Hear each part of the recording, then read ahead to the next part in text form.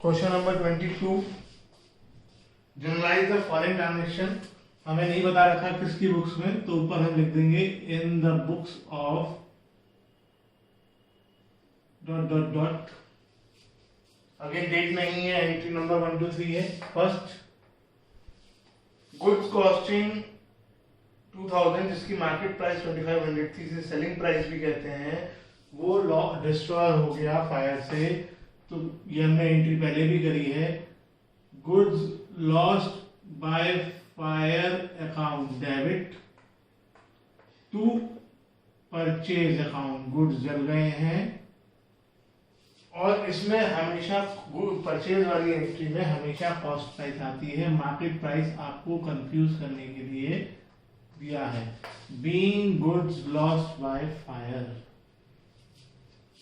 और ये जो लाइन खींचती है ये सिर्फ और सिर्फ पर्टिकुलर्स कॉलम में खींचती है। नहीं भी खींचोगे तो कोई नंबर नहीं घटता है, लेकिन अगर लाइन खींचोगे भी तो वो डेबिट और क्रेडिट कॉलम में नहीं आती है, ना ही डेट कॉलम में आती है। डेबिट और क्रेडिट कॉलम की अमाउंट का तो टोटल भी होता है, तो लाइन खींच ही नहीं सकते।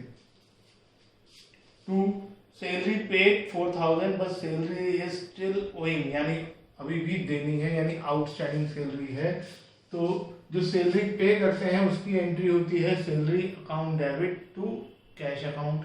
और आउटस्टैंडिंग सैलरी की एंट्री भी हमने पढ़ी है सैलरी अकाउंट डेबिट क्योंकि हमारा एक्सपेंस है, टू आउटस्टैंडिंग सैलरी क्योंकि हमारी लायबिलिटी बढ़ गई। तो ये दोनों में सैलरी डेबिट हो रहा है, ये एंट्री एक साथ आ जाएगी। सैलरी अकाउंट डेबिट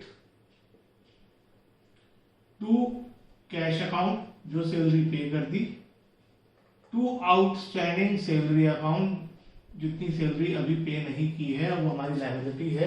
जितनी सैलरी पे कर दी है वो कैश में आ जाएगा, जितनी आउटस्टैंडिंग है वो 1000 आउटस्टैंडिंग में आ जाएगा, यानी सैलरी में अमाउंट आ जाएगी 5000।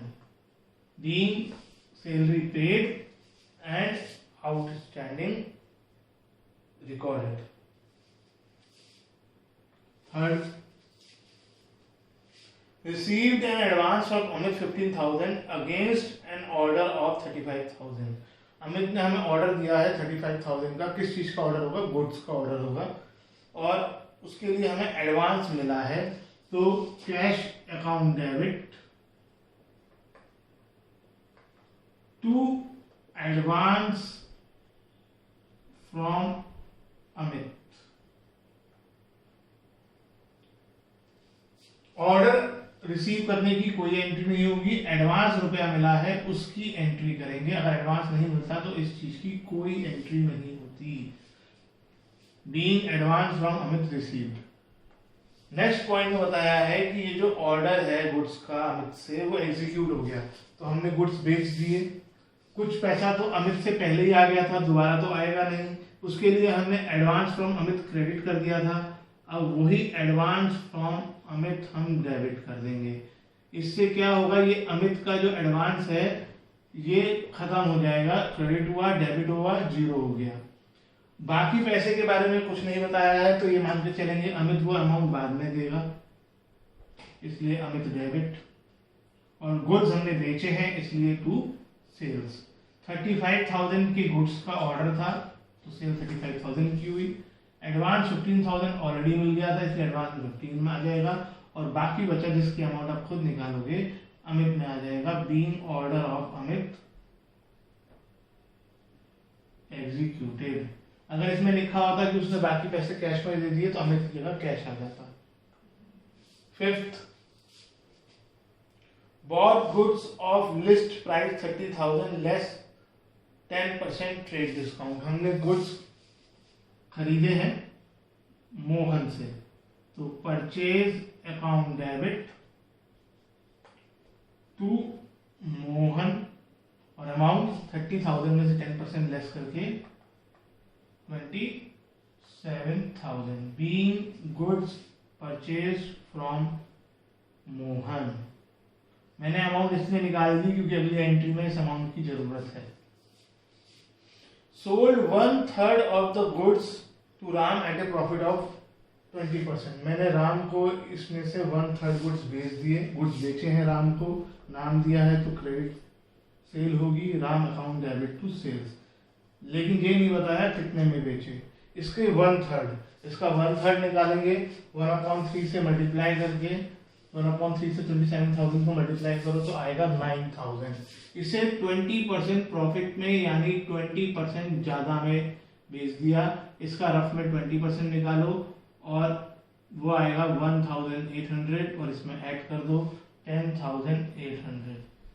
नरेशन में being good sold to Ram, कोई कहानी की जरूरत नहीं, 1/3 20% प्रॉफिट, इसकी कोई जरूरत नहीं है। ये आपको इसलिए दिया है ताकि आपको कैलकुलेशन आए कि कैलकुलेशन कैसे की जाती है। इसका एंट्री से कोई मतलब नहीं होता, ये सब कुछ बिल्स में, वाउचर्स में एंटर्ड होता है, एंट्री में नहीं। एंट्री में सिर्फ इतना होगा कि गुड्स 10,800 में बेचे। नेक्स्ट है ये paid cash to Gopi on behalf of Moti 1,000। इसे समझो, हमने गोपी को कैश दिया,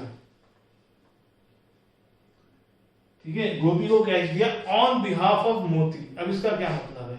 मोती के बिहाफ पर, यानी मोती को हमने 1,000 रुपीज देने थे, लेकिन मोती ने ही हमें कहा होगा, उसके कहने पर हमने उसकी जगह गोपी को पैसे दे दिए। इसे डिटेल में समझो कि एक्चुअली मोती ने गोपी को पैसे देने होंगे, हमने मोती को पैसे देने हैं।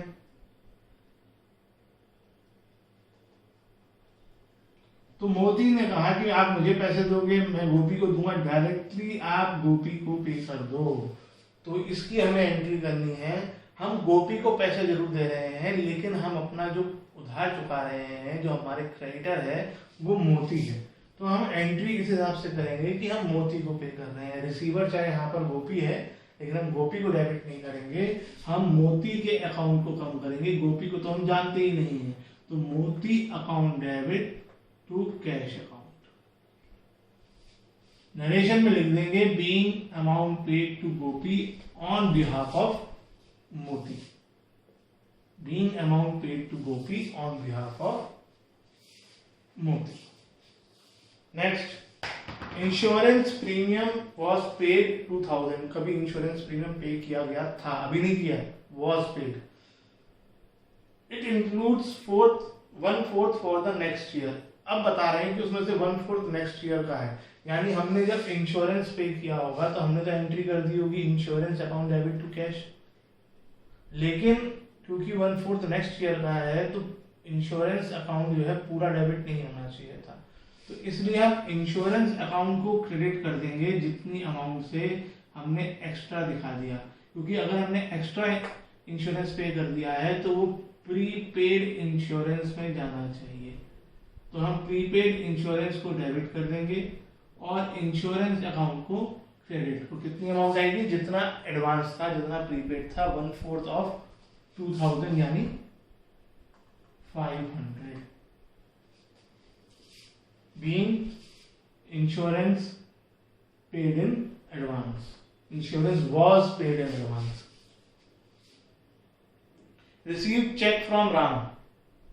राम कौन था जिससे हमें 6th पॉइंट में हमने गुड्स बेचे थे, उससे चेक मिला है 10,500 का।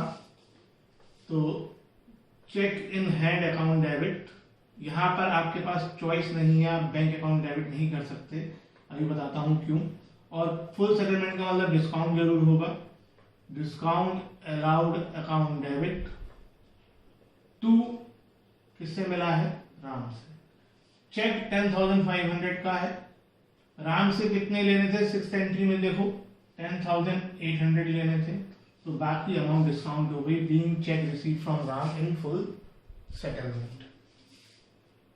लास्ट एंट्री से आपको ये बात समझ आएगी कि ये वाला चेक बैंक में भेजा ही नहीं गया, तो आप बैंक में डेबिट कर ही नहीं सकते। इसी वजह से मैं आपको जर्नल एंट्री में सजेस्ट कर रहा हूं कि आप बैंक यूज करो ही मत, क्योंकि आपको ये याद नहीं रह पाएगा कब डेबिट करना है कब नहीं करना है। तो हमेशा जब चेक मिलता है, अगर सेम डे डिपॉजिट नहीं कह रहा है वो, तो चेक इन हैंड अकाउंट ही डेबिट कर दो। बैंक कभी कभार डेबिट नहीं होता है तो आपसे गलती हो जाएगी। अब क्या कहा है? Cheque of Ram endorsed to Mohan. इसमें एक नया टर्म आया है, एंडोर्स।